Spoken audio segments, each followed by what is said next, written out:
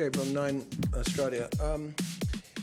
The ATP information sheets suggest that you've got your earnings are more money than God's got.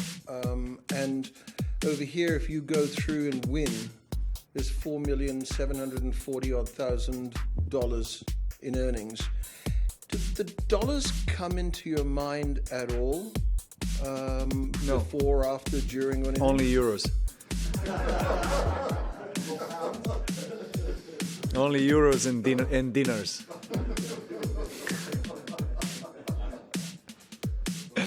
Ibrahimovic said something the other day. I watched it. It was so funny. He said he was playing in LA Galaxy at the time, a few years ago, and the journalist asked him whether he refused 100 million to move to another football club. And he said yes, and the journalist said, "But that's a lot of money." He says, "Isn't that important?" He said,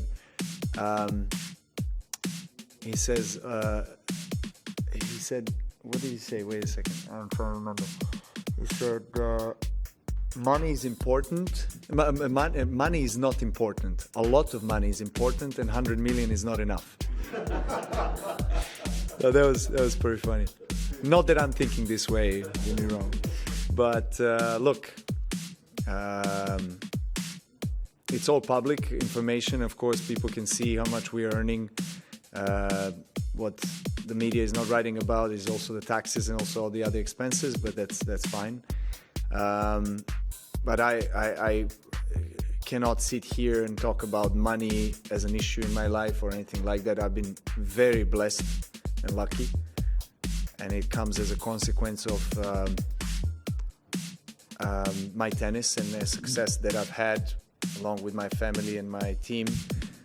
I think that every euro that I've earned was through hard sweat and tears. So I don't take anything for granted, because I know how it feels like having zero on the table, and 5 family members, and war and sanctions, and let's not forget where I come from and in which kind of era I was growing up. So I know exactly the opposite side, which helps me in life, I think, to appreciate everything I earn more.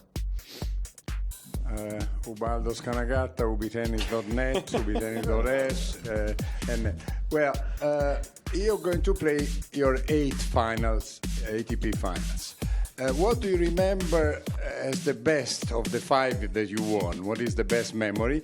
And what was the biggest disappointment on those 2 that you lost? And about Serbia, what you just said, the only thing that doesn't seem fair in a way is that only 2 journalists from Serbia are covering everything and everywhere. You should help also the media. Also, I should pay for the media. Okay. Think about the media. No problem. I get the point. That wouldn't be fair, I think. Well, I don't know. Anyway, the best memory from the finals would be probably trying to remember the year against Roger, when I made that passing shot down the line on the match point. I think it was 2014 or 15, when I won against him.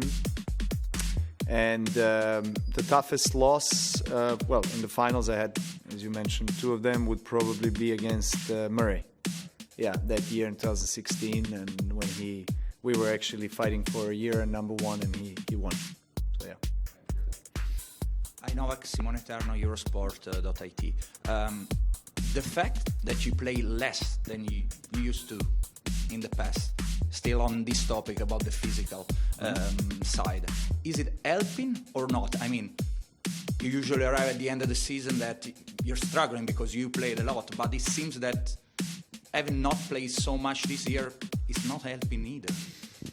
Well, maybe I have not struggled as much as some other top players in the past 15 years at the end of the season.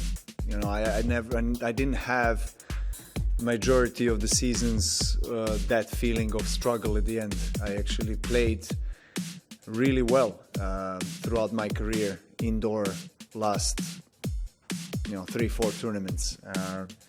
I won this World Tour finals 5 times, played another few finals, won @𝗩𝗱𝗍 many times. So I had a very strong finish generally. So I can't talk about being in a position of struggling.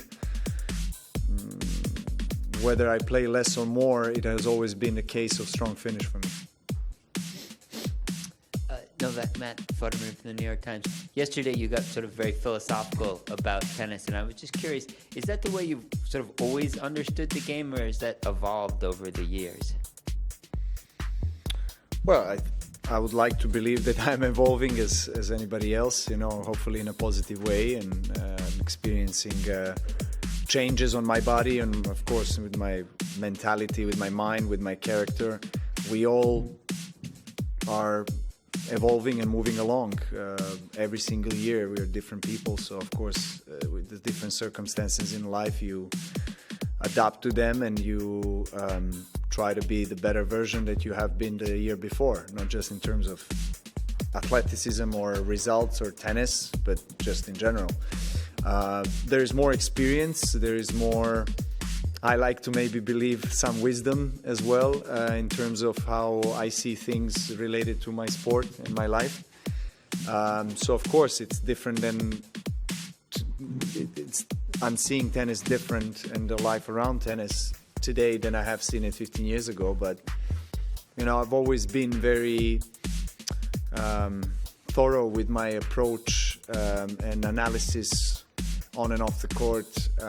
I was taught and educated and developed, basically. I developed that kind of approach and mentality because of my Jelena Gencic, my first serious tennis coach that passed away. So she was very professional, and she had that holistic approach to everything. So I inherited that from her, I learned that from her.